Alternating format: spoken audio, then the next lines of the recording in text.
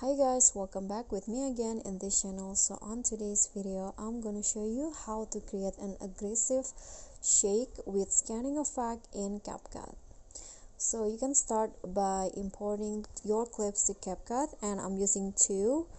And here just click on the transition box and select pull in that you can find in the under the camera category.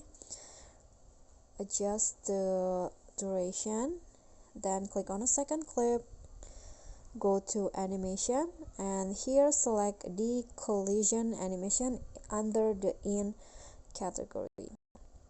Now click on the check icon, and lastly go to the video effects,